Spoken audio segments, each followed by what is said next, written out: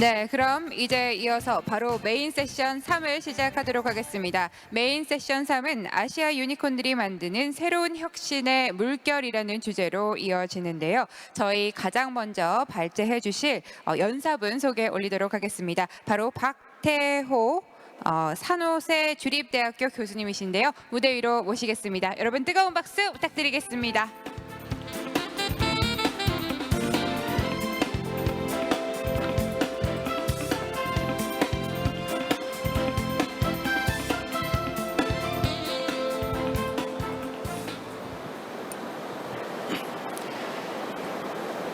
지금 시작을 해요? 예, 오늘 지금 그 소개를 받은 박태호 교수입니다. 저는 산호세 스테이트 유니버시티에서 지금 4, 5년간 근무해 오고 있었거든요. 그리고 저는 사실 여기 부산 토백이라고 할 수 있어요. 원래 부산에서 태어나서 고등학교까지 있다가 서울에 공부하러 가고 그다음 에 유학 가서 미국에서 지금 한 38년 9년 있거든요. 그리고 산호세 스테이트에서는 지금 한 34년 정도 있어요. 그래서 오늘 여러분들과 같이 짧은 시간이지만은 지금 여기 요번 행사에서 부주제로 되어 있는 아시아 유니콘이 창출하고 있는 새로운 이노베이션 물결, 이것을 가지고 물론 굉장히 폭넓은 주제라고 볼 수가 있어요. 그렇지만은 저희들이 짧은 시간에 한번 이야기해 보는 것도 굉장히 의미가 있다고 생각하고, 또 이런 자리를 마련해서 제가 이야기할 수 있다는 것도 굉장히 기쁘고 영광스럽습니다. 그러면 지금 여기에 나와 있듯이 유니콘이라는 게 2013년에 스타트업이 1 빌리언적인 이 밸류에이션을 가지면 스타트업한테의 유니콘이라는 말을 했거든요. 그러면 유니콘이 저희들이 생각하는 이 가상적인 동물인데, 여러 진짜 이 인터넷이나 이런 데 보면 엄청나게 많은 그림이나 할까 이런 것이 있어요. 대부분 하얀색의 말로서 뿔이 있다. 그리고 또 어떤 때 보면 색깔이 조금 있다. 그리고 또 보통 말같이 돼 가지고 있는 경우가 많아요. 그렇지만 이 유니콘이 또 우리들이 상상할 때는 날아갈 수 있다.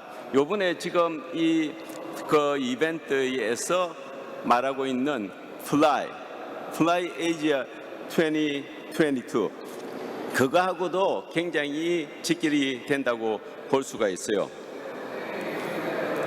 그러면 이 유니콘이 실제로 2013년도에 유니콘이라는 말을 했을 때는 뭐랄까, 유니콘이 갖고 있는 그 중에 하나의 큰 특징은 희귀하다는 거잖아요. 레어하다는. 예.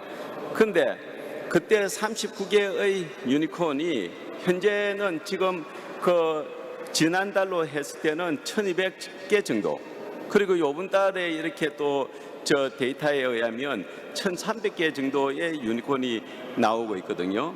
그러니까 굉장히 빠른 속도로 이 스타트업들이 성장을 하고 유니콘과 같은 그런 밸류에이션을 가진 현상이에요.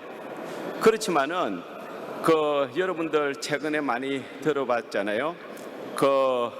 올해 들어와 가지고 인플레이션을, 각 나라들이 인플레이션을 어떻게 잡아보겠다고 인트리스트 레이트를 높이고, 그리고 그로 인해서 경제가 조금 위축이 되고, 그리고 일반 사람들 생활도 좀 위축이 되고, 특히 또 VC도 투자가 줄어드는 그런 현상이 지금 나오고 있거든요. 그래서 여러분들이 지금 스타트업 스타트업을 가지고 있다 하면 사실 작년에는 굉장히 좋은 비즈니스 환경이 있다고 볼 수 있어요. 왜냐하면 데이터에 의하면 작년에 엄청난 그 투자가 이루어지고 작년에 진짜 많은 유니콘이 생겨났거든요. 그게 올해 들어옴으로써 완전히 많이 달라진 거예요. 그러니까 여러분들이 이렇게 달라진 것을 여러분들이 그동안 겪지 못했으면 지금 여러분들 스타트업들이 올해뿐만 아니라 올해는 이제 거의 다 가고 있으니까 내년하고 여러분들이 많은 그 일을 해 나가야 되는 거예요. 그리고 지금 그 유니콘이 많이 탄생하는 게 줄었다 하더라도 또 VC가 지금 투자하는 것이 많이 줄었더라도 제로가 된 건 아니에요. 그러니까 여러분들한테 그 기회는 아직까지 많이 있는 거예요. 그러면 지금 여기 결과 자료에서 보듯이 유니콘들이 보통 한 6, 7년 정도의 유니콘들이 되는 거거든요. 여러분들이 스타트업을 해가지고 한 6, 7년 사이에 많은 펀딩을 받고 밸류에이션을 높이면 그 빌리언 이상의 밸류에이션을 가지면 유니콘 클럽에 들어가는 거잖아요. 그렇듯이 지금 2015년, 16년, 17년 이렇게 태어난 그 스타트업들이 지금 유니콘 클럽에 들어가고 있는 거예요. 그러니까 여러분들 회사 창립이 몇 년도에 되었는지 모르겠지만은 지금 한 6, 7년 됐으면 여러분들도 한 번쯤은 유니콘이라는 그 클럽에 들어가 보려고 노력을 하고 있거나 기회를 받을 수 있다고 생각을 해요. 그렇지만은 이거는 사실 데이터예요. 여러분들이 그 창업을 한 것이 한 10년 이렇게 됐지만은 사실 계속적인 노력에 의해서 유니콘 클럽에 들어갈 수 있는 거죠. 지금 제가 지난달 기준으로 해가지고 유니콘이 몇 개가 어느 나라에서 어떤 인더스트리에서 나왔는가를 한번 조사를 해보았거든요. 역시 미국에서 제일 많죠. 그 다음 제가 지금 그 중국, 인도 이렇게 유니콘이 살아가고 있는 토양이 있는 거예요. 그러면 이 토양이 왜 유니콘을 자생하게 만들었느냐 그것을 한번 볼 수 있는 거죠.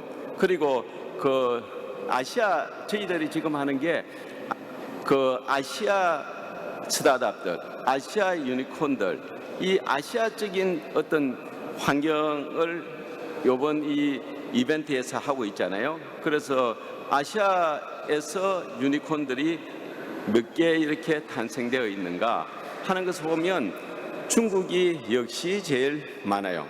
그 다음 제가 인도고 이런 식으로 지금 되고 있는데 역시 또 저도 한국인이고 물론 그저 한국 시민권은 아니지만은 지금은요. 그런데 또 좋은 거는 한국이 그 10대에 지금 들어와 있다는 거.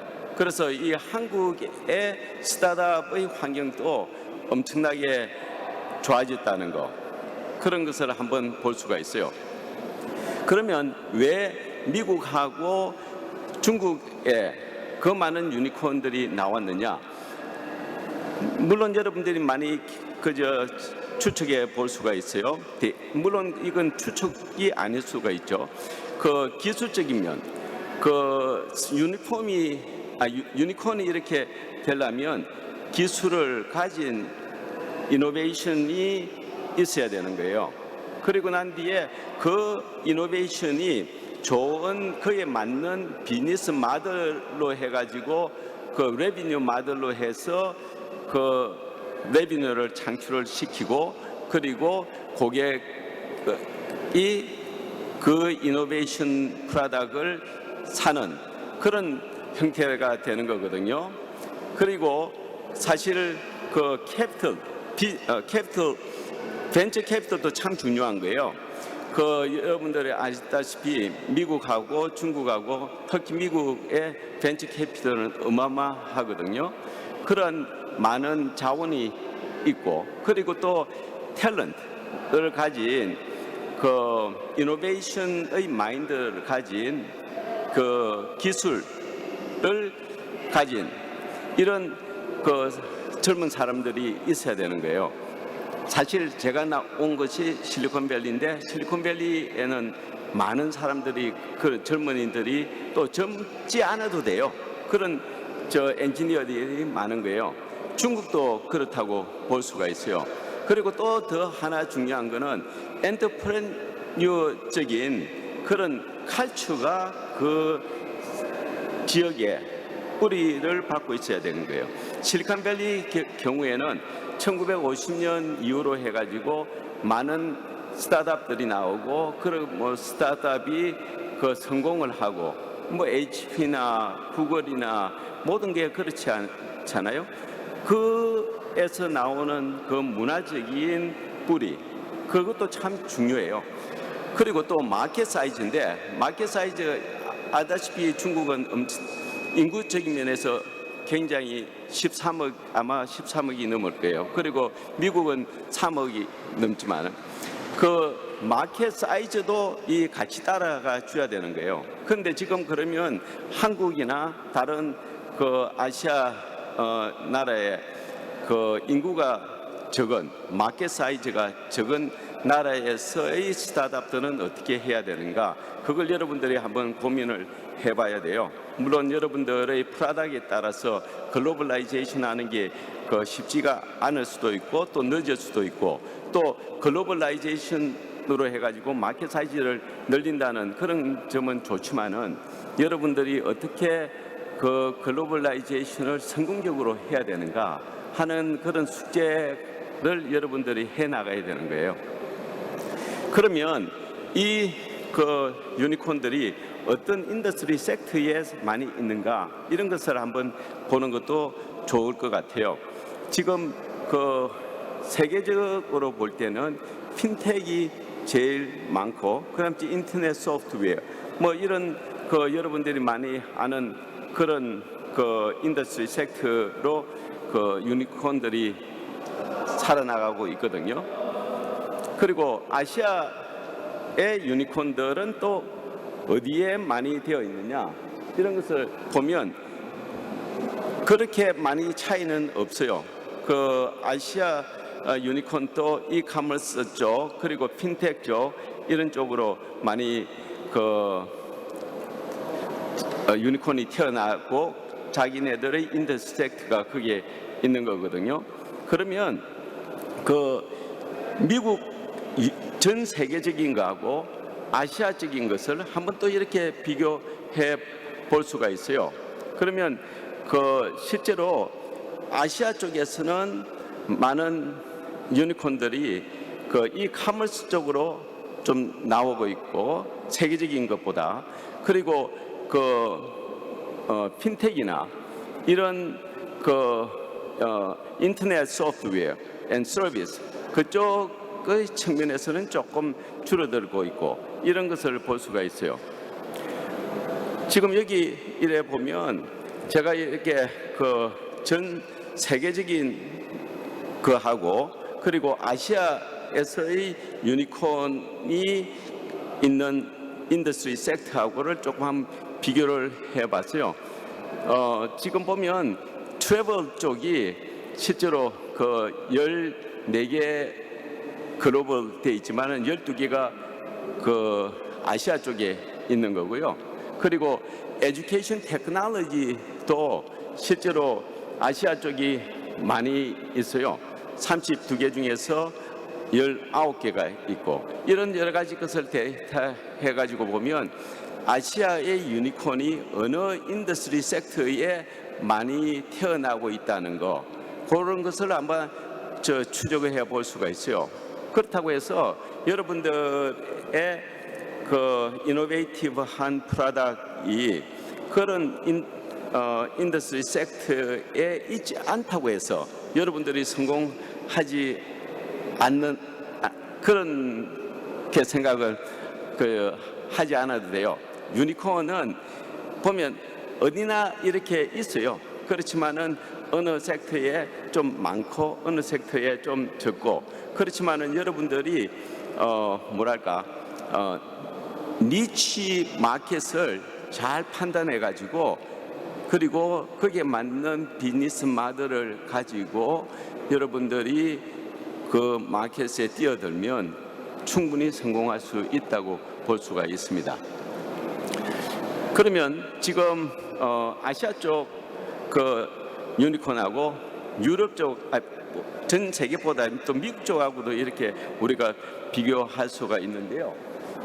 지금 보면 그 모바일 쪽, 이쪽은 지금 중국하고 미국하고 뭐 거의 같고요. 특히 이제 에듀케이션 테크놀로지 쪽은 좀 특이한 좀 것을 볼 수가 있어요.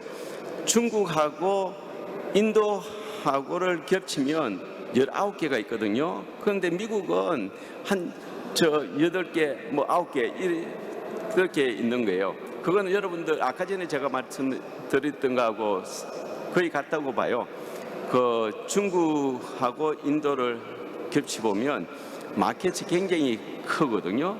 또 중국하고 인도는 제가 이래 볼 때는 공교육이 좀 떨어지기 때문에 많은 부모들이 사교육에 의존을 하는, 그럼으로써 거기에 맞게끔 스타트업들이 나오고, 그럼으로써 마켓이 형성이 되고, 그럼으로써 유니콘이 되고 이런 상황이에요. 근데 한국도 이래 보면 중국, 인도, 제가 이제 실리콘밸리 있었기 때문에 보면 중국 사람들, 인도 사람들, 한국 사람들 교육열이 진짜 뛰어나요.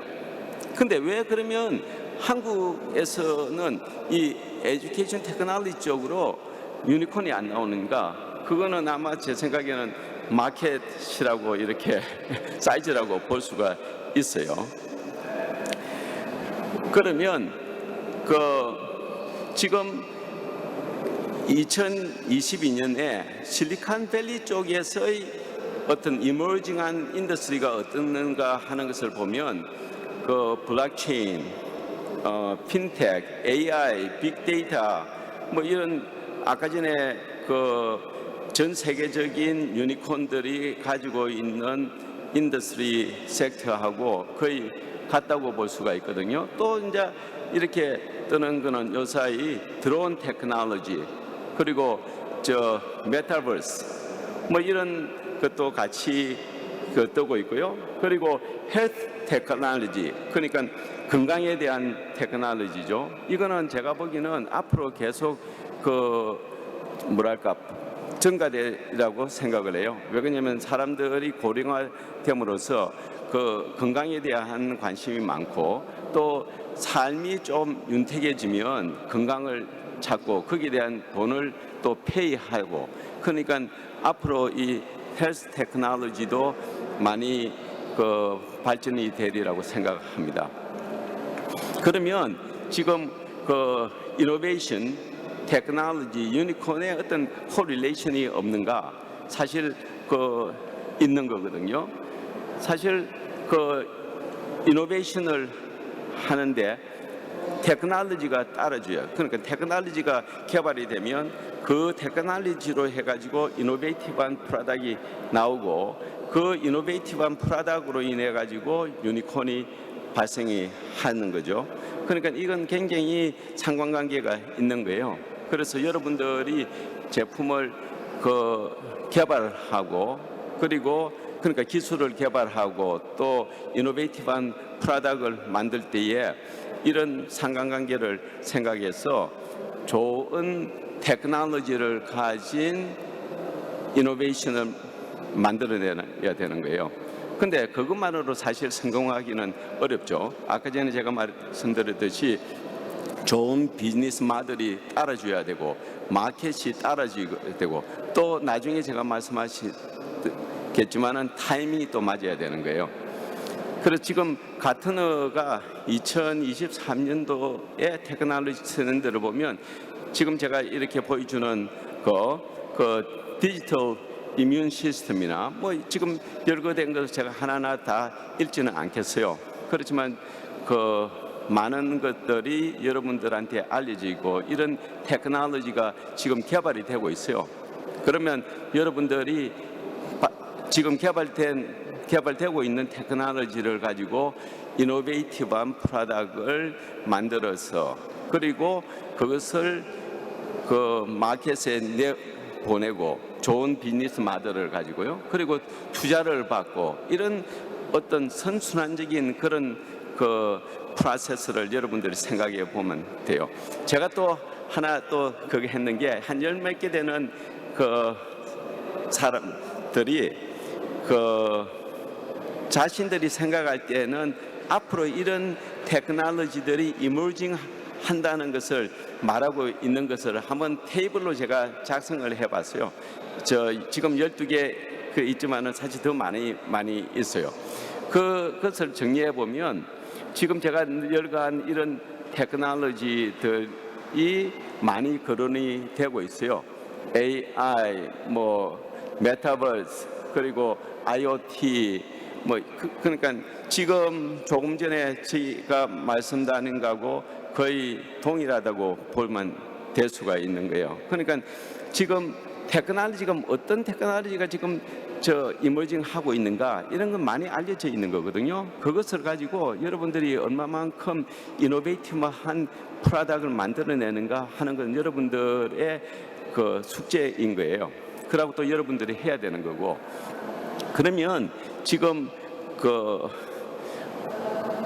팬데믹이 지금 시작이 됐고 이제는 조금 가고 있고 앞으로 많은 사람들이 애프터 팬데믹 때 어떻게 해야 되는가. 그리고 또 오늘 지금 이벤트에 와 같이 새롭게 이렇게 많이 일어나고 있는 아시아 유니콘이나 아시아 스타트업으로 해가지고 이노베이션이 일어나고 있는 새로운 이 웨이브를 물결을 어떻게 앞으로 계속 지속시킬 수 있는가 이게 참 중요한 거거든요.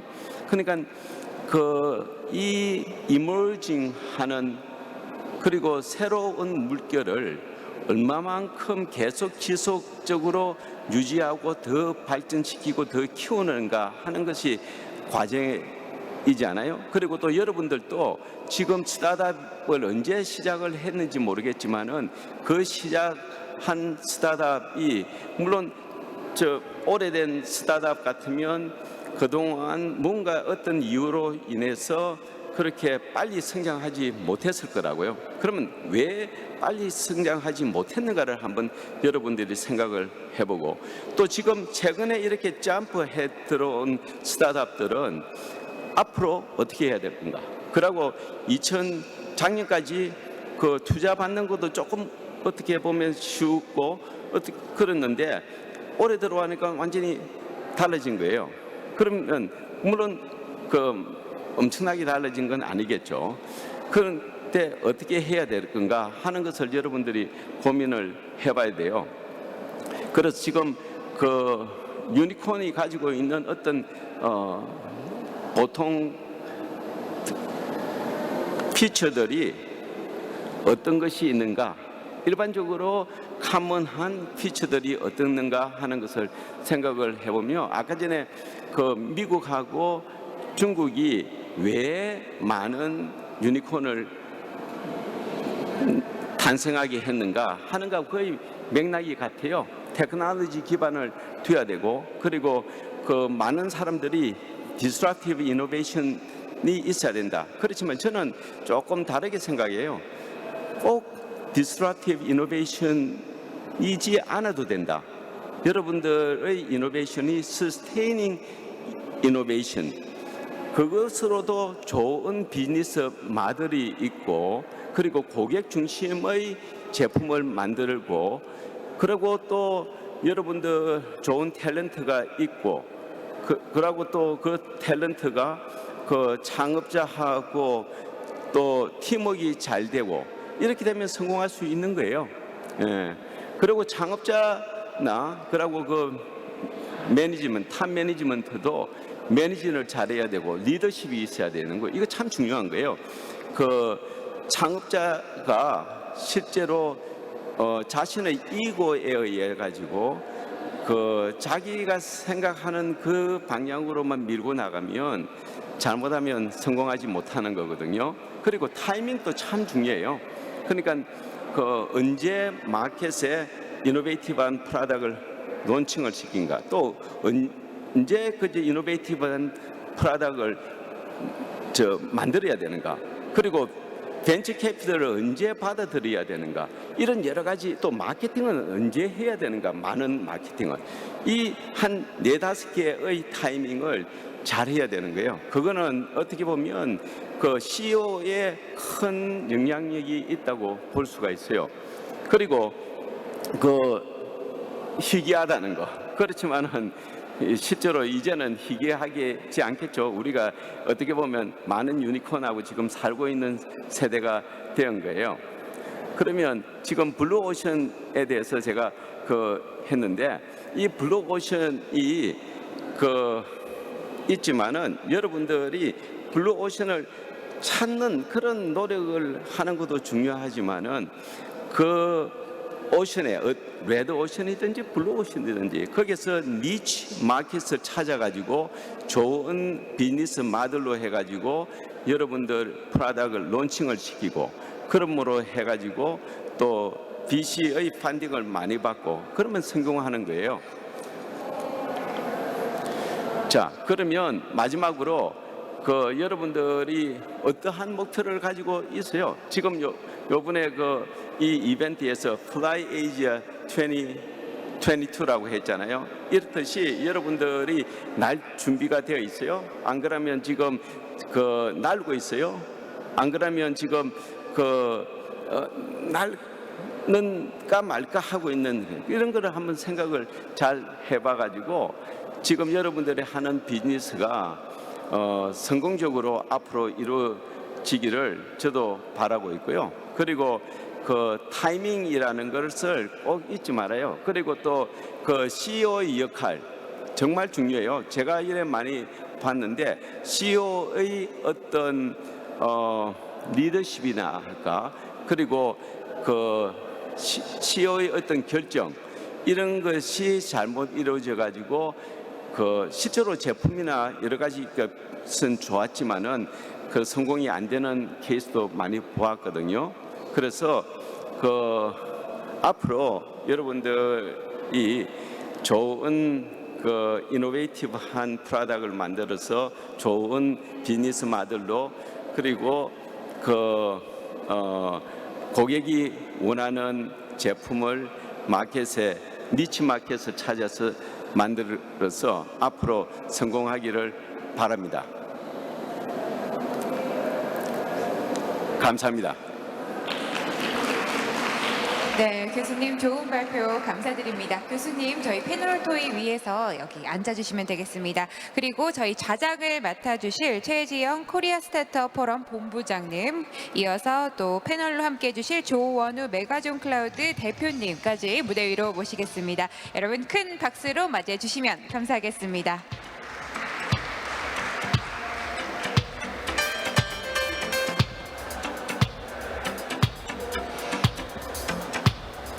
네, 감사합니다. 네, 사장님, 그러면 이제 마이크 넘겨드리도록 하겠습니다. 하나, 둘, 셋. 예. 안녕하세요. 반갑습니다. 방금 전에 소개받은 코리아 스타 포럼의 최지영이라고 하고요. 사실 오늘 저희가 영어로 세션을 진행하기로 했었는데, 가장 큰 이유 중에 하나는 저희 패널 중에 한 분이 인도네시아 유니콘 한 분이 오시기로 하셨는데 갑자기 건강상의 문제로 못 오게 되셔서 어떻게 하다 보니까 패널 분들은 저희 이제 한국 분들만 이렇게 된 상황이어서 보니까 대부분 오디언스 분들도 코리안 스피킹이신 것 같아서 이번 세션은 자연스럽게 이제 한국어로 진행하고 진행하도록 하겠습니다. 제가 영어로 질문해도 한국말로 답하고 이런 것들도 좀 어색할 것 같아서 진행하도록 하겠습니다. 제목이 오늘 아시아 유니콘이 이끌어가는 이제 혁신의 물결이라는 제목인데, 저희 세 명이서 1시간을 쳐야 됩니다. 그래서 예, 잘 부탁드리겠는데 지금 그러면 아까 소개하셨지만 교수님 간단하게 먼저 좀 본인 소개해 주시고 그 다음에 우리 대표님도 본인 소개 간단하게 해주시고 그렇게 진행하면 좋겠습니다. 지금 이게 돼요? 마이크가 네, 들립니다. 네. 예, 네.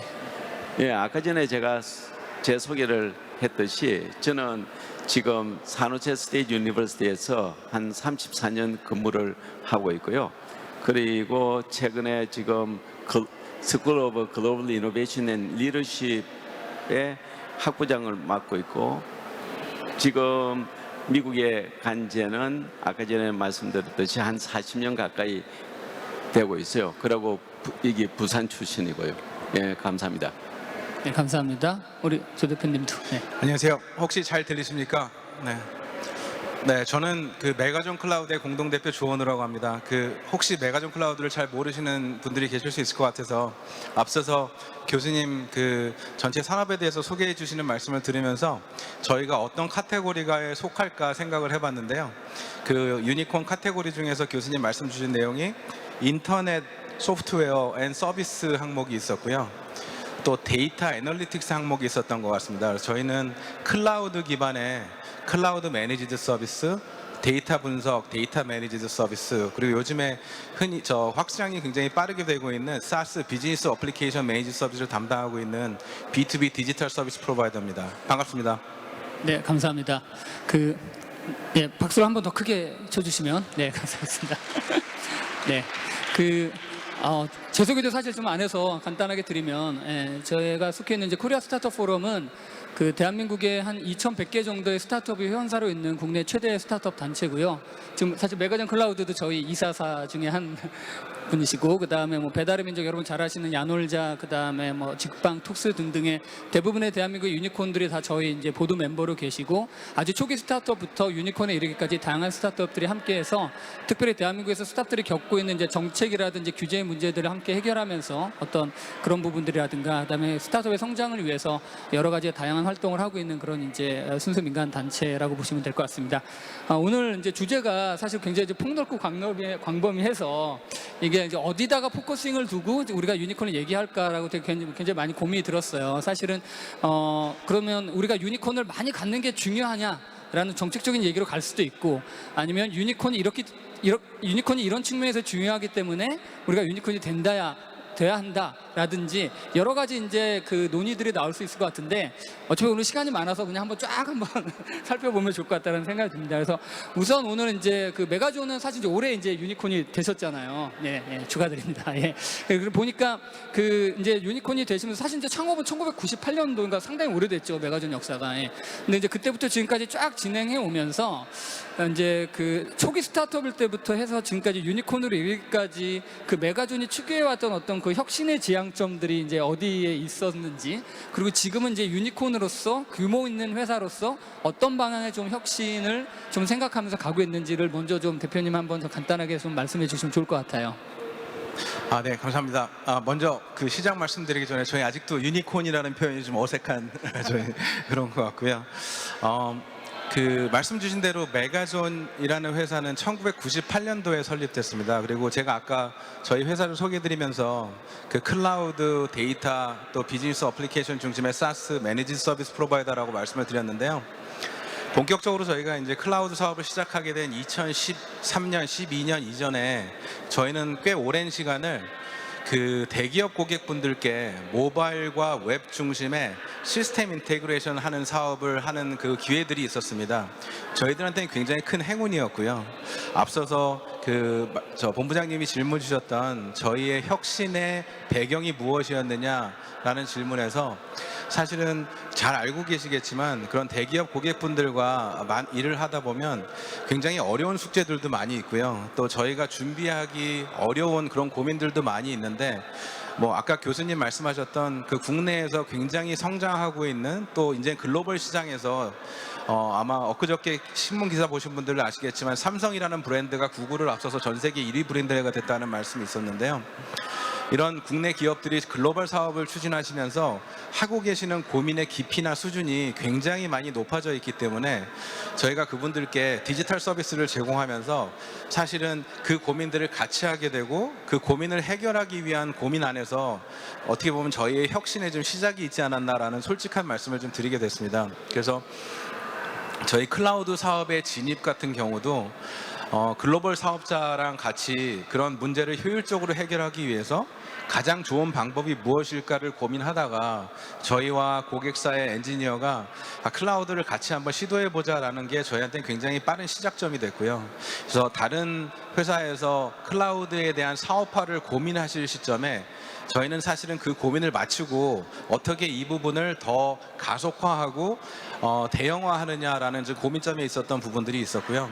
그런 혁신의 그 각각의 계단에 저희가 이제 처음에 사업을 시작했던 부분, 또 그 사업을 반복적으로 진행하면서 고객 수가 늘어나면서 자동화와 최적화를 고민하는 과정 중에서도 여러 고객분들이 주시는 그 인풋을 통해서 저희들이 새로운 소프트웨어의 개발, 또 저희가 만들어낸 소프트웨어가 시장의 여러 경쟁사들을 통해서 어떻게 보면 또 반복적으로 만들어져서 좀 불필요함이 최소화되는, 어떻게 보면 좀 빈자리를 채워넣는데 꼭 필요한 소프트웨어가 무엇인가라고 하는 데에는 고객분들의 피드백이 가장 큰 저희 혁신의 시작점이 되지 않았나라는 생각이 듭니다.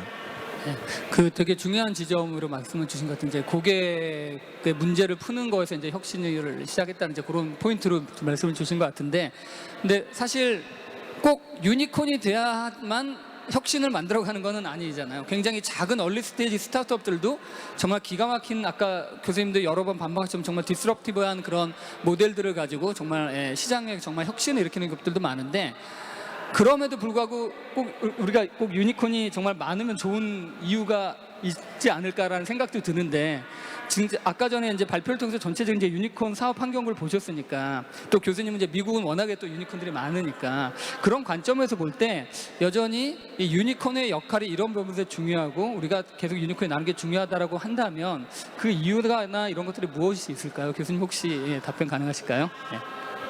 예, 유니콘이 갖고 있는 심볼 그 자체도 중요하지만은 또 유니콘이 됨으로써 사실 유니콘이 또 다른 스타트업도 이렇게 어콰이어하고 이러면서 유니콘으로 많이 되거든요.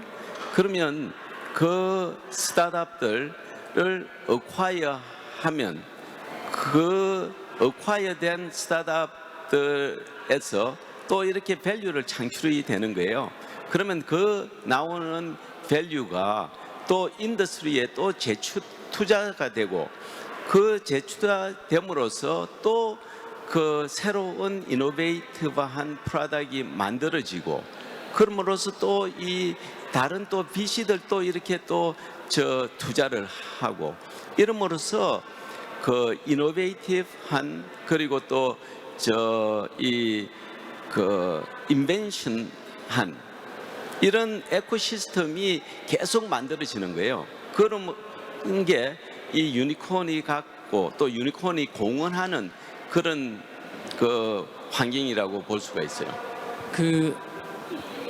되게 그 부분도 굉장히 정말 이렇게 이상적이고 좋은 말씀이신 것 같아요. 그러니까는 스타트업으로 출발해서 성장해서 그 선순환 구도를 이제 만들어가는, 그래서 말씀하신 대로 그 안에서 M&A도 일어나고, 뭐 예를 들어서 요즘 뭐 오픈 이노베이션 단어 많이 쓰는데, 그 오픈 이노베이션 반드시 대기업과 스타트업뿐만 아니라 스타트업으로 출발해서 또 유니콘이 스타트업과 오픈 이노베이션도 할 수 있고, 그런 과정을 만들어가는 것 같은데, 그 대표님 지금 이제 메가존도 이제 유니콘이 되면 아무래도 시장에서 또 바라보는 기대나 이런 것도 좀 다를 거고, 또 지금 교수님 말씀하신 거로 우리가 이제는 또 생태계 이렇게 기여해야겠다 이런 생각도 자연스럽게 또 하실 것 같아요. 메가존 지금 어떤 이제 좀 그런 계획들이 혹시 있는지, 이 생태계 전체의 유니콘으로 지금 교수님 말씀하신 어떤 그런 이제 선순환을 만드는 과정에서의 어떤 메가존의 역할이라든지 그런 것들이 지금 혹시 이제 비전이나 이런 것들이 어떤지 말씀해 주실 수 있을까요? 네.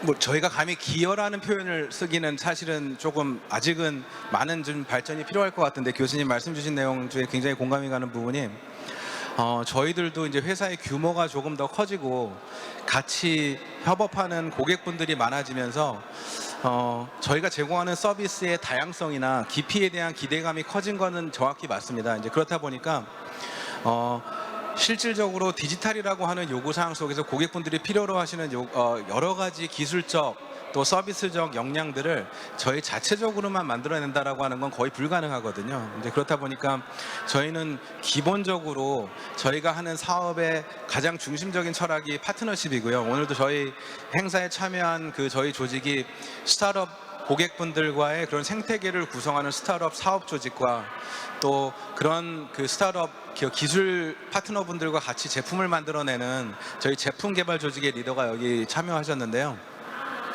실질적으로 저희가 제공할 수 있는 여러 가지 기반 플랫폼이나 공통 모듈을 같이 활용하되 각각의 스타트업이 가지고 계시는 특정 인더스트리나 특정 사업 영역별 기술 또는 서비스 역량들을 저희가 조합해서 어떻게 통합적인 서비스를 제공할 수 있느냐에 대한 고민이 저희한테 사업적으로 첫 번째 고민이고요.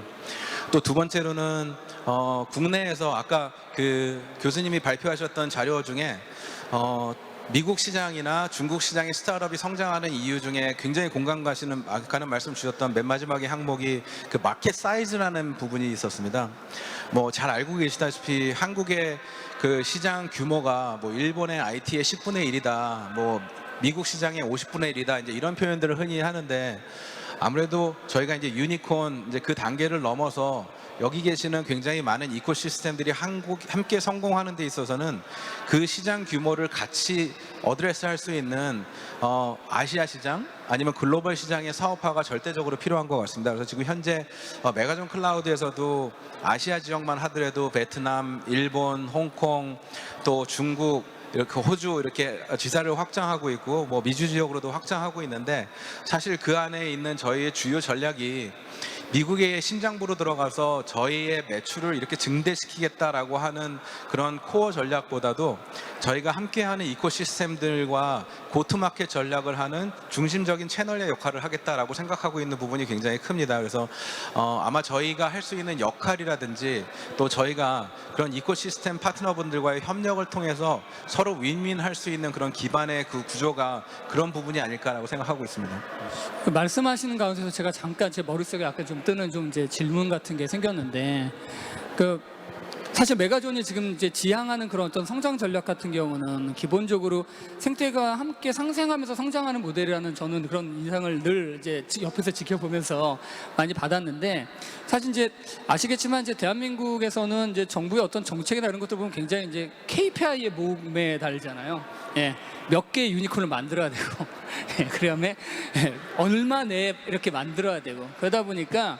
지금 말씀하신 것처럼 그렇게 성장된 유니콘들이 성장 과정에서 생태계 전체를 같이 키우고 시장을 같이 키우고 이런 접근보다는 굉장히 재무적 투자자의 입장에서는 빨리 밸류에이션을 일조로 끌어올려서 하다 보니 지금 와서 엑시트 하려니까 어려움이 지금 이 고금리 경제되면서 이런 상황이 되면 그렇게 해서 유니콘을 키우는 게 맞나? 사실 저는 이제 그런 생각들을 솔직히 좀 들었던 것 같아요. 그래서 지금 그런 관점으로만 가다 보니까 사실 대한민국에 있는 유니콘들 지금 아까 이제 교수님 16개 이렇게 해주셨지만 사실 이제 최근 자료 보면 21개까지 늘었더라고요. 그래서 근데 이제 국내에 있는 유니콘들 중에서 지금 우리 대표님 말씀하신 것처럼 이 아시아 생태계라든지 글로벌 생태계를 키워가면서 하는 그런 스타트업들은 생각보다 다 훌륭하신 창업자분들이지만 그건 맞지만 생각보다 유니콘 생태계가 그렇게 건강해 가는 거는 아직 우리가 좀 그런 생태계를 만들지 못했다라는 좀 생각이 드는데 그래서 어느 정도까지는 이 정부 주도의 정책을 통해서 이런 것들을 만들어가고 또 어느 정도는 또 민간이 끌어가는 것이 있어야 되지 않을까라는 생각들이 들어요.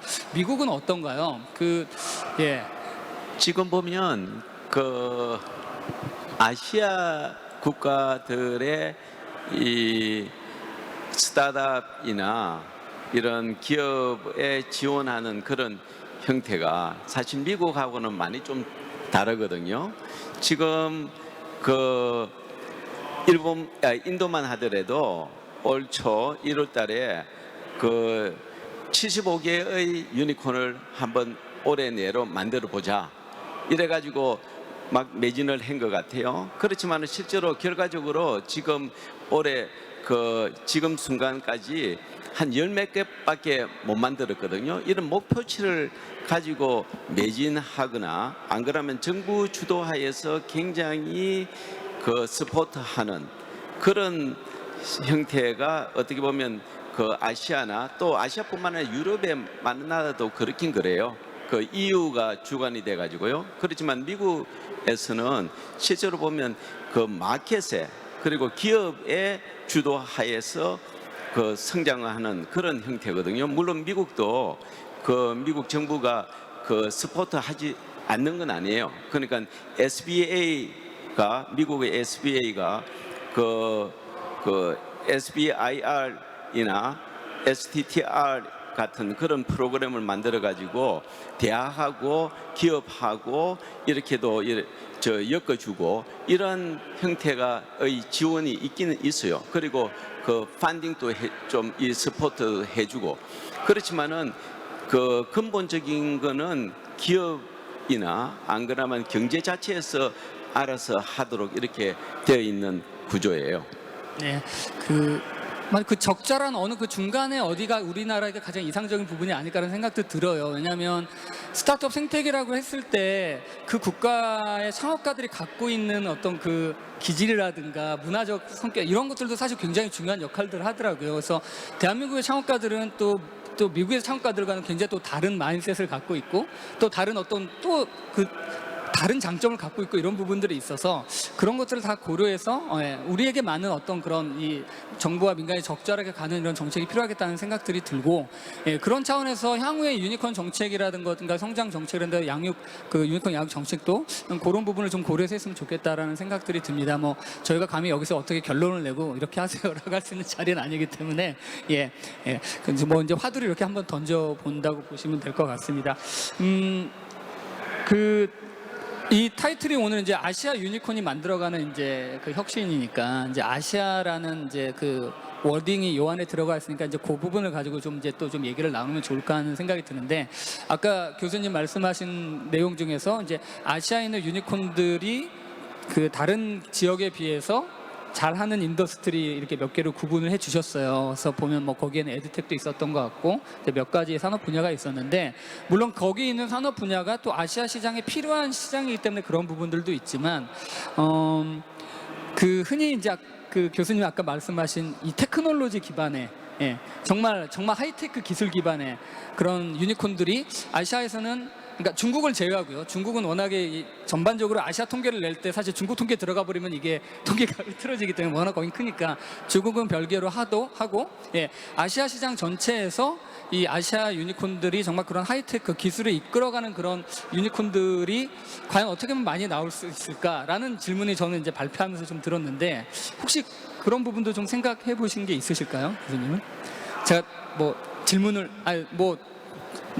누구라도 답하실 수 있으면 제가 그냥 떠오르는 질문 던진 거라서 저희 지금 준비된 질문이 아니지만 네네, 마지막 질문 한 번만 더 좀 반복해. 그러니까 그 아시아 유니콘들이 국내도 마찬가지입니다. 국내 유니콘들의 전체 인더스트리를 보면 사실은 해외 같은 경우는 이제 그 메가존 클라우드처럼 이렇게 사스 같은 유니콘들이 훨씬 더 많고 이스라엘 같은 데들도 그다음에 미국 같은 경우는 이제 그런 하이테크 유니콘들 많고 사실 스페이스X 같은 경우는 사실 100조 기업 아닙니까? 근데 이제 국내에서는 어떤 그런 하이테크한 이제 그런 또 아시아를 전체를 포함해서 그런 하이테크한 유니콘과 스타트업들이 어떻게 하면 더 많이 나올 수 있을까 이제 이런 좀 고민들이 들어서 혹시 그런 생각들을 해보셨는지에 대한 질문인데. 그럼 아시아에서 유니콘이 어떻게 더 많이 나올 수 있을까? 제가 질문을 정확하게 좀 더 그러니까 기술 기반의 좀 더 그러니까 좀 정말 기술 지향적인 스타트업 그러니까 뭐 예를 들면 이커머스도 있고요. 뭐 리테일도 있고 뭐 P2P도 있고 뭐 플랫폼도 있는데 정말 이 오랜 시간을 기다려야 되는 이 기술 지향의 스타트업들은 생각보다 아시아에 그런 유니콘이 많지 않지 않나라는 생각이 들어서 저는 아까 교수님이 주셨던 말씀에 굉장히 많은 답이 있었던 것 같아요. 일단 시장 규모가 그런 오랜 시장을 버티기에 어렵고 앞서서 맨 첫 번째 질문 주셨던 그 혁신의 배경이 무엇이냐, 고객의 굉장히 끊임없는 인풋이라고 말씀을 드렸는데 사실 그 변곡점 안에 저희 이제 내부적으로도 굉장히 여러 종류의 새로운 사업들이 시작을 되고 있는데 그 사업들의 공통적으로 겪는 어려움들이 특정 규모를 넘어가는 그 변곡점을 넘는 그 지점이 굉장히 어렵더라고요. 지금도 저희도 각각의 사업으로 그런 그 성장통을 겪고 있는데, 아까 말씀하셨던 아시아 시장 내에서 일본의 10분의 1 규모가 한국, 뭐 제가 아까 말씀드렸던 베트남, 홍콩 이렇게 각각의 나라로 들어가면 어쩌면 더 작은 시장의 규모에서 거기는 이제 시작을 하고 그 변곡점을 넘어야 되는 그 지정학적 또 인구적 이런 어떻게 보면 그 시장의 readiness to accept 뭐 이런 그런 챌린지들을 가지고 있는데, 앞서서 메가존 클라우드가 그런 협업 모델을 가지고 있다라고 말씀드리는 거는 저는 두 가지인데요. 클라우드를 기반으로 사업을 시작한 저희는 필연적으로 클라우드가 여러 솔루션들이 종합적으로 밸류를 제공해야 되는 플랫폼 기반이다라고 하는 그 인지와 그 요구를 대응하는 접근이기 때문에 굉장히 많은 이코시스템 파트너분들과 그 고객의 요구사항을 함께 대응하는 게 저희 첫 번째 접근 전략이고요. 근데 제가 말씀을 드리는 이유는 앞서서 저희가 해외 시장을 나가면서 한국에 있는 많은 스타트업 분들과 그런 고투마켓적인 협력을 한다고 말씀도 드리지만, 이제 최근 들어서 저희 홍콩 지사가 올해로 이제 2년 차가 됐습니다. 그래서 이제 고객 수가 꽤 많이 늘어나면서 홍콩에 있는 또 테크 스타트업들이 많이 저희 고객이 되고 계시거든요. 그분들이 저희한테 주시는 질문들도 내가 가지고 있는 테크놀로지를 메가존 클라우드랑 협업해서 한국 시장에 같이 해보고 싶다라는 질문을 주세요. 저는 굉장히 긍정적이라고 생각을 하고 있습니다. 결국에 어떤 의미냐 하면 저희가 만들고자 하는 그 윈윈, 저희 회사와 이코시스템들 또 그 이코시스템들 간의 윈윈 릴레이션십은 특정 두 사람의 것이 아니라 정말 그 이코시스템 안에서 굉장히 유기적으로 일어나야 되고, 이제는 그 협력의 범위나 어떻게 보면 조금 긍정적인 경쟁의 범위가 국내에 머무르는 게 아니라 빠르게 아시아로 확장되고 있고, 조금 시간이 지나면 이게 그냥 글로벌 안에서 굉장히 자유자재로 오고 가겠구나라는 생각이 듭니다. 그래서 본부장님 주셨던 질문이 아시아 쪽에서 유니콘들이 조금 더 빨리 생겨나고 많이 생겨날 수 있는 배경이 무엇일까라고 하면, 아마 저희도 회사의 더 큰 성장과 확장의 전략으로 그런 글로벌라이제이션 그리고 이코시스템의 진정한 협업 모델을 생각한다면 아마 홍콩, 베트남 그리고 여러 이머징 마켓에 있는 그런 파트너들과의 협업도 그분들 한 분 한 분이 한국 시장을 나오시고 또 저희와 함께 일본 시장을 진출하고 좀 이런 시장의 어떻게 보면 공동 고투마켓 전략을 통해서 일부분 저희가 그런 또 유니콘의 성장에 기여할 수 있는 부분들도 있고 좀 같이 만들어낼 수 있지 않을까 생각해 보게 됩니다. 그래서 네, 이미 많이 기여하고 계십니다. 사실 조금 전에 그 질문하시는 그 기술적인 거, 사실 기술 기반을 그 강화시키려 하면 많은 시간이 걸려요. 투자도 많이 돼야 되고, 그리고 그 투자된 것이 사실 이 새로운 기술을 만들어내려면 시간이 걸리는데, 얼마만큼 그 VC나 이런 쪽에서 투자를 하고 그 기간을 기다릴 수 있느냐 하는 이런 게 관건이거든요. 사실 그 요번에 그 코비드가 났을 때에 한국에서 그 치료제 개발하고 이런 것을 했잖아요. 사실 그게 시간이 굉장히 오래 걸리는 거거든요. 그리고 또 백신을 만들었다고 했지만 오늘 아침에 제가 그 TV 뉴스를 보니까 얼마 판매가 안 됐대요. 그리고 개발하고 그러고 그것을 생산하려면 생산 그 기반 장비 얼마나 많은 그 투자가 들어가겠어요. 근데 국내에서 그 백신을 맞은 사람이 얼마 안 된대요. 그래서 이제 생각하기로는 그 백신을 좀 아프리카나 이런 저개발국에 좀 판매를 하고, 그럼으로써 R&D하고 생산한 것에 대한 일드, 그러니까 리턴을 가져오려고 그렇지만은 생각을 해보면요, 그러한 기술을 개발하는 그 시간 그리고 그것을 기다리는 이런 것이 사실 대줘야 되거든요. 미국만 하더라도 사실 미국 정부가 이제 기본적인 테크놀로지를 개발하는데 많은 돈을 투자를 하고 있어요. 그건 예로 1950년 그 당시 때 실제로 실리콘밸리가 이렇게 큰 거는 그 방위 산업체에 미국 정부가 그 당시에 엄청난 돈을 부었거든요. 그럼으로써 기본적인 그 근본적인 테크놀로지가 만들어지고, 그럼으로써 반도체가 산업이 발달이 되고, 그럼으로써 그 컴퓨터가 나오고, 그럼으로써 인터넷 기반 인터넷 테크놀로지가 발달이 되고, 이러한 것이 사실 짧은 시간에 이루어지는 거 아니거든요. 그래서 실제로 그 한국이나 이쪽에서도 그 두 가지 패러렐하게 나가야 될 것 같아요.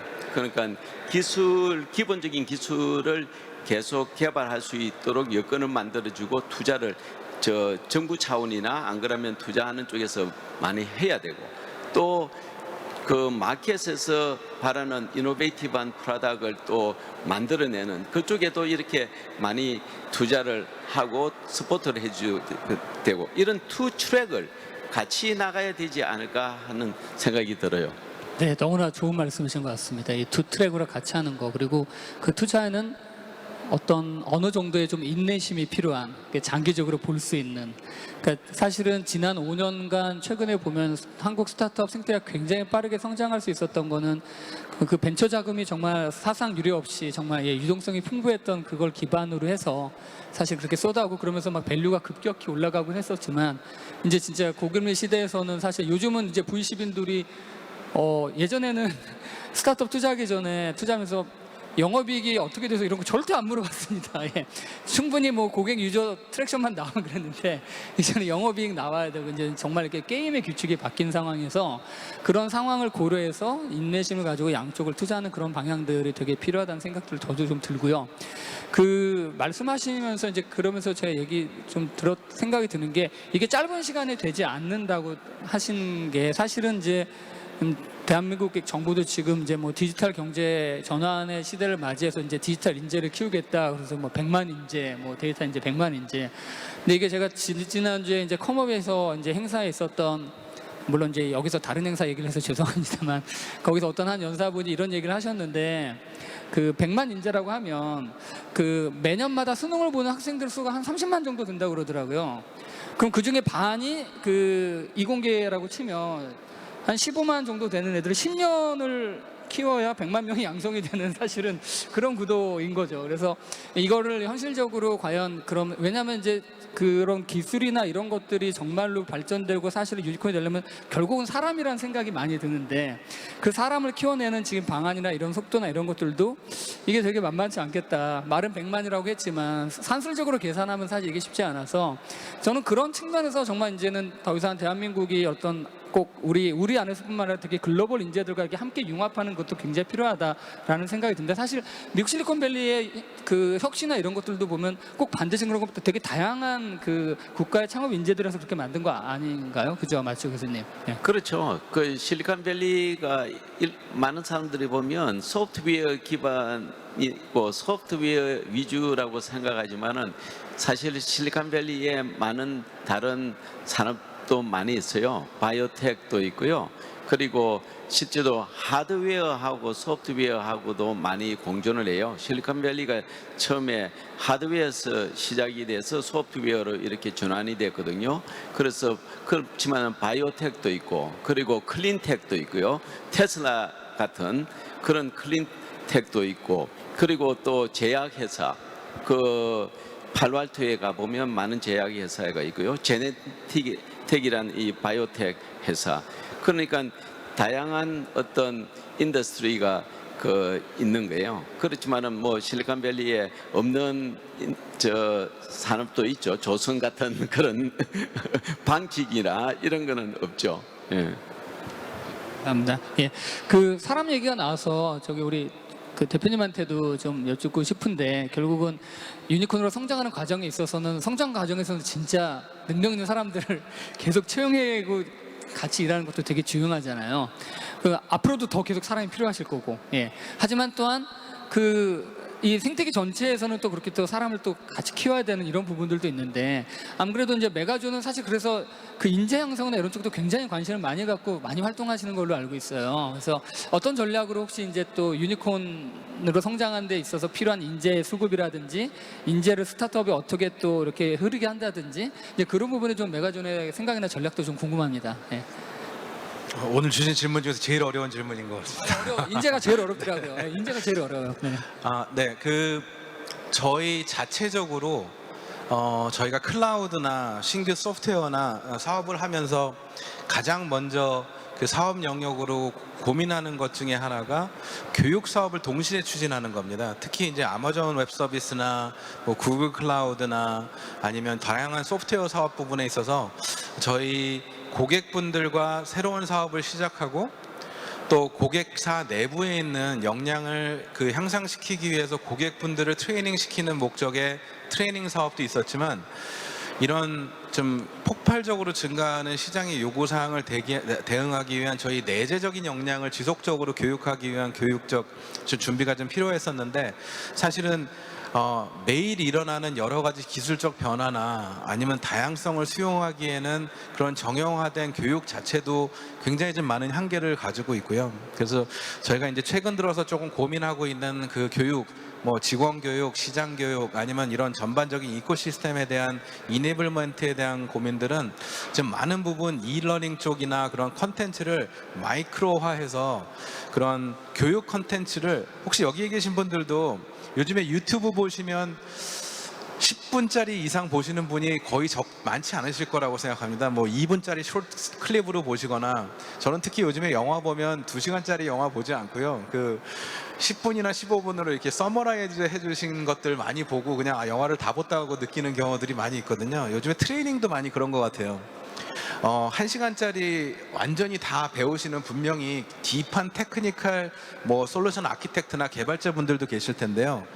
트렌드가 어떻게 변하고 있고 이 블락이 다음 블락이랑 어떻게 연결되고, 이런 교육에 대해서 사실은 2분짜리 굉장히 명료하게 정리된 마이크로 트레이닝, 뭐 5분짜리 컨셉트 트레이닝, 이런 부분들을 저희 회사나 이코시스템에 계신 분들이 굉장히 자유자재로 기여할 수 있고, 또 그것들이 활용될 수 있는, 어떻게 보면 아마 그래서 틱톡이라는 모델이 좀 성장하지 않았나 싶은데, 좀 틱톡의 교육 모델 같은 부분들이 앞으로 좀 더 많이 활성화될 것 같기도 하고요. 그래서 저희도 내부적으로 하고 있는 뭐 3일짜리 굉장히 인텐시브한 전문가 과정을 어떻게 하면 마이크로 과정으로 이거를 분화해서 저희 내부적으로도 훨씬 소화하기 쉽게 만들고, 저희 고객이나 잠재 그 이코시스템 내부에 있는 분들과도 공유할 수 있을까, 그런 고민들을 많이 하고 있습니다. 제가 농담 한마디 하겠어요. 저희 강의 시간도 한 3분으로 줄여가지고, 그러니까 지금 75분 우리가 하거든요. 그거를 한 3분, 4분 줄이는 강의로 해야 될 것 같아요. 교수님이 요즘 많이 힘드신가 봐요. 근데 교수님은 기본적으로 이제 교육에 대학에 벌써 30년 넘게 계셨기 때문에, 그리고 또 산호세 그쪽은 정말로 전 세계 혁신 인재들이 정말 쫙 빨아당기는 이제 그러니까 굉장히 많이 보시고 사실 고민하실 것 같아서, 이 인재 얘기를 조금만 더 딥하게 좀 드리면, 많이 보시지 않습니까? 그래서 이제 그런 상황들을 보면서 이제 대한민국을 볼 때 과연 우리가 미래의 이런 어떤 유니콘을 기반으로 한 어떤 혁신이 됐건 기술 혁신이 되기 위해서 어떻게 인재들을 정말 키워야 될지, 이런 고민들 하실 것 같아서, 또 교수님이시니까 좀 의견이 있으면 한번 좀 우리 석학으로부터 좀 듣고 싶어서 제가 질문을 드립니다. 사실 제가 한 10몇 년간 이노베이션과 엔터프레니어십에 대한 트레이닝 프로그램을 해왔어요. 근데 제가 한국에서 왔고 한국인이기 때문에 거의 한 90 몇 프로가 한국 대학생들, 한국 대학원생들, 또 한국의 기업들 상대로 트레이닝을 해왔거든요. 그리고 또 기회가 돼가지고 2015년도 때는 대전시가 지원을 하고 대전 테크노파크이 저희하고 같이 해가지고 대전에 있는 기업 6개를 저희들이 선발을 해가지고 미국에 데려와서 마케팅을 어떻게 하느냐, 그리고 또 그 기업을 어떻게 그 설립을 하느냐, 그리고 법률적인 거, 회계적인 거, 그러고 또 이 VC의 펀딩을 받기 위해서 어떻게 피칭을 할 건가 하는 그런 교육을 했고, 또 그런 것을 도와주면서 한 4년을 했거든요. 그리고 난 뒤에 이제 팬데믹이 접어들면서 안 했는데, 그 사실 보면 이렇게 교육을 해보면 뭐랄까, 한국의 어떤 대학생들이나 이 학생들 요새는 많이 달라졌어요. 영어도 많이 잘하고 있고, 그리고 근데 이제 하나는 좀 뭐랄까, 이 사람들하고 이렇게 대화하고 접근하고 하는 그런 게 조금 부족하거든요. 그런 것도 실제로 기업을 운영을 하고 또 그것을 글로벌라이즈 하려면 그런 트레이닝도 굉장히 필요를 해요. 영어뿐만 아니라 그 사람들한테 다가가서 접근을 하고 또 대화를 쉽게 이렇게 풀어나가고 하는 그런 교육도 여기에서 많이 진척이 돼야 되고요. 그래서 하여튼 이래 보면 교육적인 면, 근데 제가 조금 안타까운 것은 뭐랄까, 현재 젊은 뭐랄까 한국 학생들이 조금 뭐랄까 도전적인 그런 게 조금 적은 것 같아요. 그거는 제가 보기에는 중국도 그렇고요. 이러면 새로 이렇게 커 나오는 쪽에 사람들이 딱 정해져 있는 태스크를 주면 잘하는데, 자기한테 좀 브로드하게 이렇게 던져주면 그것에서 자기가 좀 이노베이티브한 띵킹을 해가지고 크리에이티브한 띵킹을 해가지고 풀어나가는 그런 게 좀 약하거든요. 그래서 한국의 젊은이들이 그런 것을 조금 크리에이티브 띵킹적인 그런 것을 키워나가는, 그리고 정부에서도 또 많이 그러고 교육이 어렸을 때부터 이렇게 켜 나와야 되거든요. 근데 지금 보면 대학에 많은 그런 투자를 하는데 어렸을 때부터 이런 고등학교, 중학교부터 이렇게 엔터프레니어적인 마인드, 크리에이티브 띵킹을 해주면 좋다고 봅니다.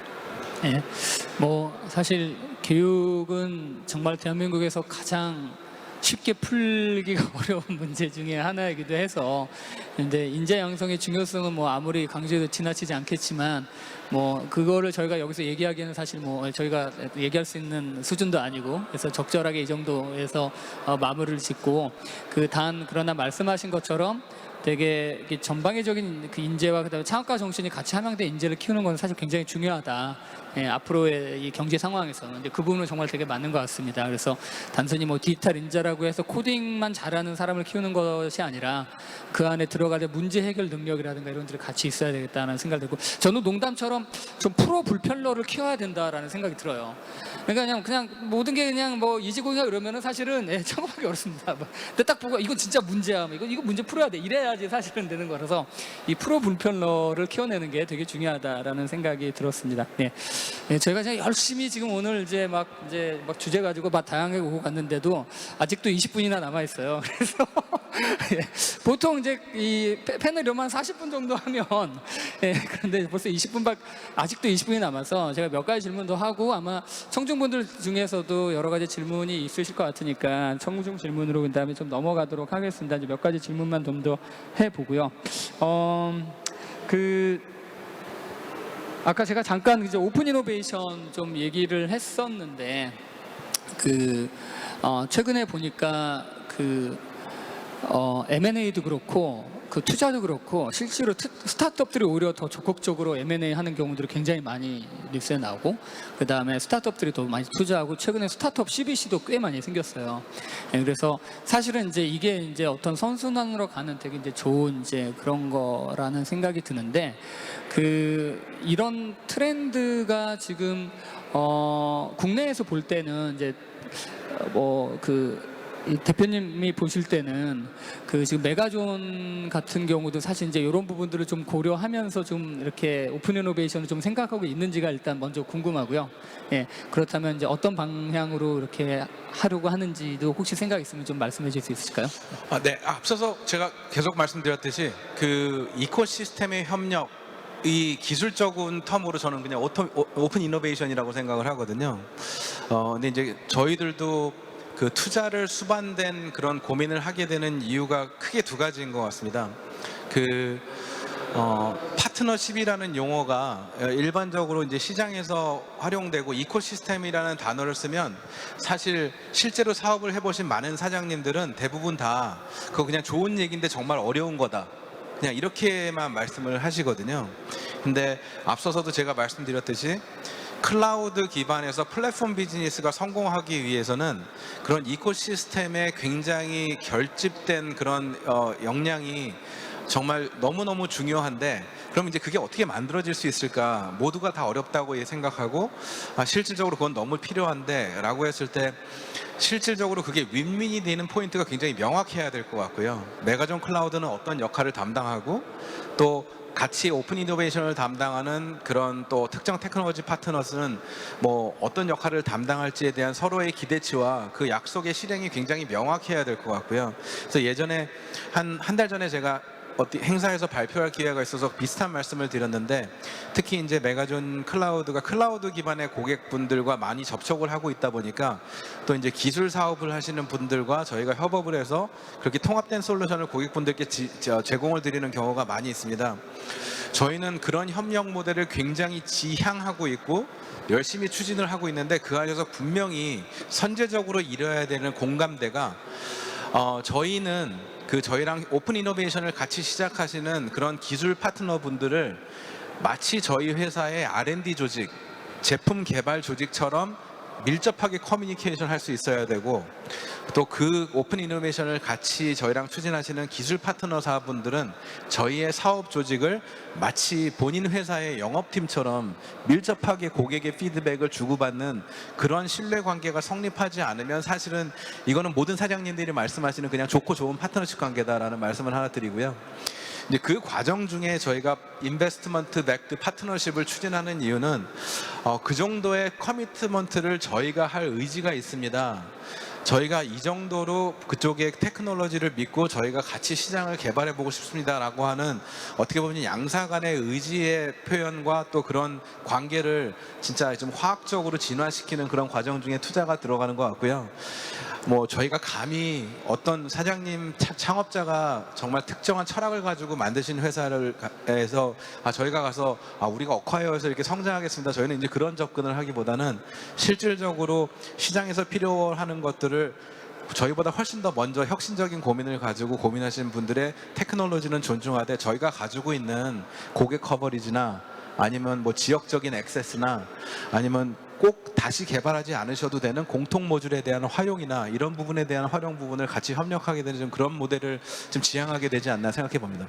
네, 진짜 구구절절 너무 멋진 말씀이셔가지고 제가 지금 감동을 받았어요. 왜냐하면 그 오픈 이노베이션 얘기하면 사실은 어떤 부분은 대기업에서는 약간의 좀 CSR 차원처럼 하는 경우도 실제로, 그러니까 좋고 좋은 정말 그런 경우들도 있고, 아예 이제 대놓고 이제 벤더를 이제 갖기 위한 그런 부분들도 있는데, 사실 이게 어떻게 보면 이제 스타트업들이 만들어가는 어떤 오픈 이노베이션이라는 그런 문화가 있는 것 같아요. 그래서 최근에 만난 이제 최근에 이제 스마트 스터디, 그러니까 핑크퐁도 CVC를 설립했고, 그리고 이제 두나무도 또 두나무 벤처스가 있고, 이렇게 그다음에 직방 같은 경우도 이제 CVC가 있는데, 거기 있는 분들은 이렇게 진짜 스타트업처럼 일하시는 VC 분들이더라고요. 그래서 본인들의 성장 과정을 너무나 잘 알기 때문에 또 그 이해도가 높고 해서 만들어가는 그림들이 되게 향후 그런 것들이 굉장히 기대가 되고, 대한민국 스타트업 생태계가 유니콘을 중심으로 선순환 만드는 그림들이 되게 잘 나올 것 같아서 얘기 들으면서 되게 제가 굉장히 감동을 받았습니다. 예, 교수님 더 하시는 말씀 있으실 것 같아서 지금. 예, 오픈 이노베이션을 말을 하니까 제가 몇 년 전에 그 학교에 있는 한 교수하고 오픈 이노베이션으로 리서치도 했어요. 그리고 그 페이퍼도 저널에 내고, 그리고 또 실리콘밸리에 보면 한국 그 대기업들도 나와 있거든요. 그 삼성도 있고 LG도 있고 이런데 몇 년 전부터 사실 오픈 이노베이션이라는 단어가 많이 거론이 되고 또 대기업들이 많이 그것을 활용하려고 노력을 했어요. 그래서 삼성에서도 오픈 이노베이션 센터나 오픈 이노베이션 프로그램으로 했고 LG도 그랬고.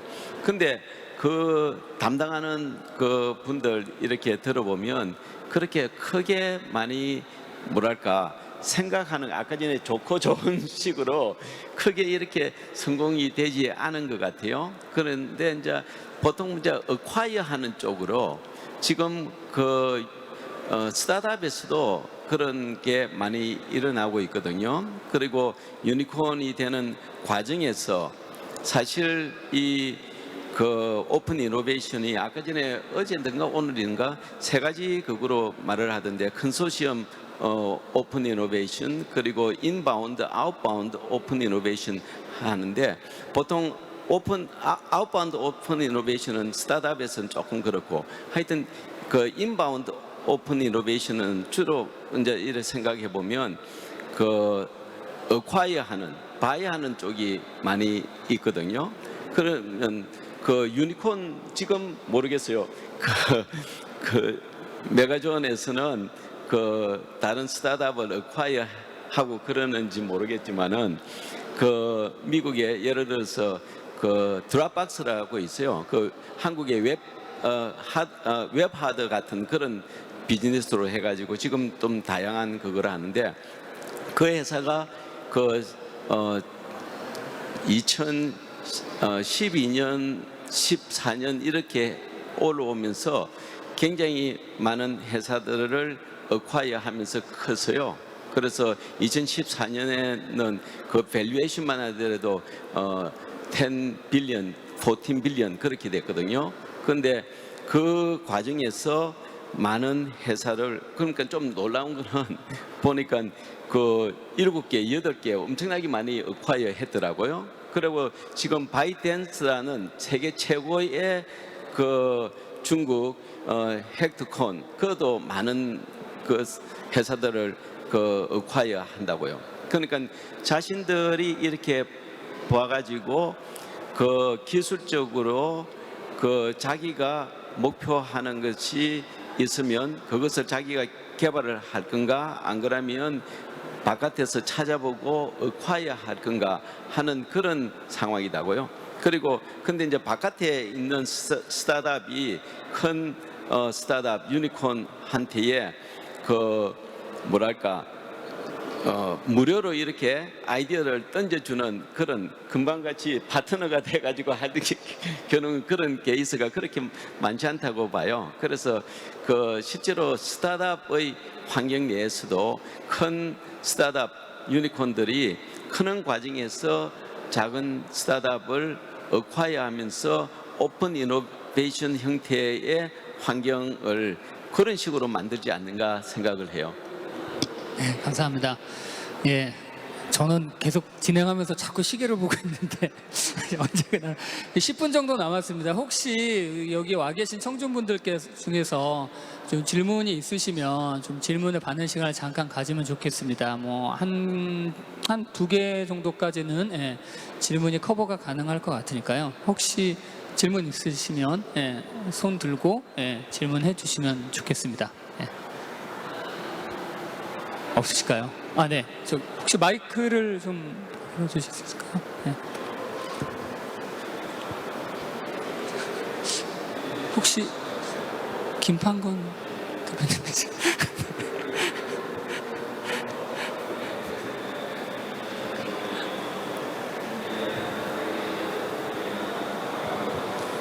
네, 교수님께 좀 여쭤보겠습니다. 박태호 교수님께 여쭤보겠습니다.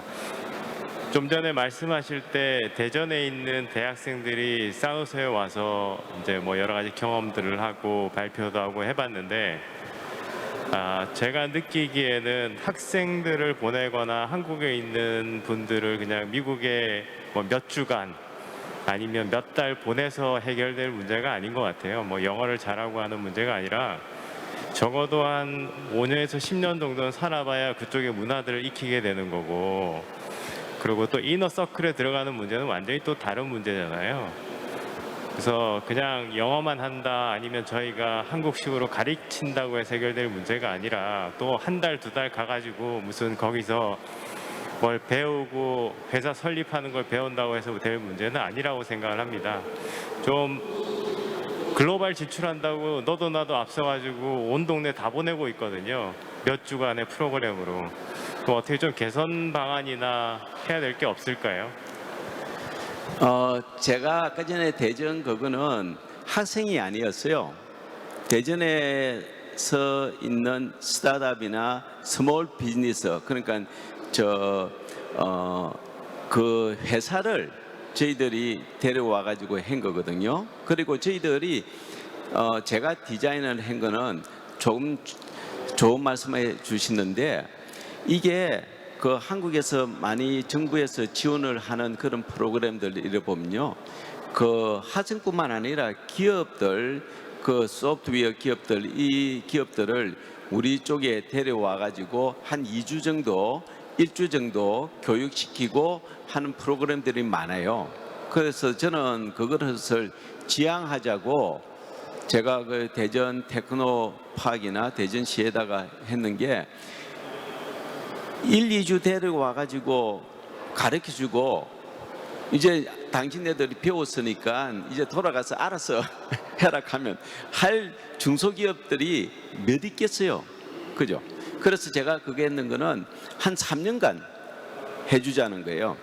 그 1년 처음에 들어와 가지고 가르쳐주고, 그리고 미답도 하고 뭐 이렇게 하면서 또 1년 될 때에 저희들이 평가를 해가지고 또 계속되는 회사들한테 계속 지원을 해주고, 그러면서 3년간을 이렇게 보자는 게 제 디자인이었어요. 근데 실제로 그게 이행이 되지는 않았어요. 그러니까 그게 한국의 정부나 그리고 지자체가 하는, 어떻게 보면 그 약점 중에 하나인데요. 한번 이렇게 그 어떤 프로그램을 했으면 그것을 꾸준하게 그 지속적으로 돌봐줘야 된다는 거. 금방 말씀하셨듯이 그 어때 이너서클이나 그러고 문화를 아는데 많은 시간이 걸리거든요. 저도 실제로 미국에서 이렇게 이제 40년 살았지만은 뭐랄까 그 미국 그 뭐랄까 이너서클, 기본적 굉장히 밑바닥의 어떤 이너서클의 어떤 것은 저도 잘 모르는 경우가 많아요. 그 좋은 말씀 해주셨어요. 그리고 한국 정부나 지자체에서 좀 지향을 해야 될 거예요. 아니면 저희가 장점 중에 하나가 산호세나 아니면 뭐 남부 캘리포니아 같은 경우는 굉장히 많은 이민 세대들이 있잖아요. 2세대나 3세대들이 있는데 좀 KIC부터 시작을 해서 이런 곳이 매칭 프로그램을 좀 만들어서 기존의 문화를 잘 알고 있는 친구들과 한국에 있는 스타트업들 좀 매칭하는 걸 좀 누군가 해주면 그 갭을 줄일 수가 있거든요. 대부분 한국에서 소프트웨어 회사를 만들겠다고 산호세에 와가지고는 집 구하고 애들 학교 보내는데 1년 보내고 회사 설립하는데 뭐 또 몇 개월 보내고, 모든 회사가 다 그래요. 저도 미국에 10년 있으면서 보면 매년 새로운 회사들이 와서 시간을 몇 년씩 낭비하던데, 이것 좀 해결해야 될 방안을 좀 찾아야 될 것 같습니다. 맞아요. 그쪽에 IC 말씀하셨잖아요. 그리고 코추라에서는 그 이전에 코추라의 어떤 업무에서 좀 떠나서 그 아이팍의 기능을 최근에 도입을 했거든요. 그래서 한국에 있는 중소기업이 실리콘밸리에 올 때에 코추라가 가지고 있는 건물 내에 그 오피스를 내주고 지원을 해주고 그런 게 있어요. 근데 뭐랄까 그 지원을 해주는 기능이라 할까? 그리고 또 지원을 해주는 그 인력의 어떤 자질이라 할까? 이런 것들, 그런 것들이 좀 뭐랄까 내가 이 바깥쪽에서 볼 때는 좀 부족하다고 생각을 해요. 그런 것을 뭐랄까 좀 더 많은 지원을 해줘야 하고 스포트를 해줘서 키워야 되는데 스페이스, 그러니까 어떻게 보면 인큐베이터가 스페이스를 제공해주는 그 정도거든요. 오늘 아까 전에 보니까 플러그 앤 플레이에 있는 분도 이렇게 오게 하셨더라고요. 그런데 플러그 앤 플레이가 처음에는 이 인큐베이터의 어떤 스페이스 제공하는 것에서부터 시작해갖고 지금은 그 엑셀러레이터의 어떤 역할도 해주고 굉장히 다양하게 그 키우면서 그쪽에 기업의 어떤 뭐랄까 저 지분 같은 거나 이런 것을 받으면서 자기네도 또 크고 있거든요. 그러니까 한국의 정부가 그 스포트를 해주려면 그런 여러 가지 것을 좀 생각을 해야 될 것 같아요. 예. 네, 감사합니다. 그 예전에 핀란드에 가보니까 핀란드 스타트업 비자가 얼마나 잘 돼 있냐면 유학생들이 그러니까 우리나라로 치면은 진짜 뭐 MVP 정도 있는 수준 아니라 그야말로 예비 창업 패키지 수준의 진짜 예비 창업자들한테까지도 사업자 등록증이 없는데도 취업 비자를 같이 내주면서 스타트업을 창업할 수 있게 해주는 비자 프로그램을 유럽이 굉장히 잘 돌리고 있더라고요. 사실은 이제 그런 것들을 활용한다고 치면 아까 지금 질문하신 우리 김방근 대표님 말씀하신 것처럼 그 각각에 가 있는 그런 유학생들이 그곳에서 창업할 수 있는 여건들이 되는 데서 그러니까 우리나라 이제 지원할 때 뭔가 성공 확률을 높이기 위해서 이렇게 그 뭔가 어느 정도 사업 모델이 된 분들만 지원하는 게 아니라 그런 정말 젊은 청년들이 예비 창업의 단계에 있는데도 지원할 수 있는 어떤 구도를 만드는 거는 되게 의미가 있지 않을까. 그래서 저는 그 유럽의 스타트업 비자 제도를 보면서 사실 깜짝 놀랐습니다. 예. 보통 유럽 같은 데서 사실 이렇게 그 레지던스 퍼밋 가기가 굉장히 어려운데도 거기서 실제로 비자를 받아서 창업하는 예비 창업 학생들을 종종 봤거든요. 예. 꼭 한국 학생뿐만 아니라 그런 부분도 좀 답이 될 수 있을 것 같고요. 예. 뭐 질문 하나 더 받을 수 있을 것 같은데 혹시 또 질문 추가로 있으실까요? 네, 없으신 것 같은데요. 그러면 우리 마지막으로 지금 딱 3분 남았으니까 1분씩 1분씩 우리 대표님부터 마지막으로 오늘의 이 1시간의 이 세션을 마친 소회와 마지막으로 하고 싶은 이야기, 집에 가서 이불킥을 차지 않을 마지막 한마디가 있으시면 해주시면 감사하겠습니다. 고맙습니다. 일단 불러주셔서 감사하고 또 긴 시간 들어주셔서 감사하고요. 그냥 저는 말씀 나누면서 저희가 상반된 말씀도 되게 많이 드리는 것 같다는 생각도 좀 많이 들었어요. 스타트업이 성숙하고 유니콘의 단계까지 가는데 굉장히 많은 시간이 필요하다. 직원들의 교육은 어떻게 하냐. 또 시대가 빨리 변하고 있는데 거기는 어떻게 빠르게 대응하냐.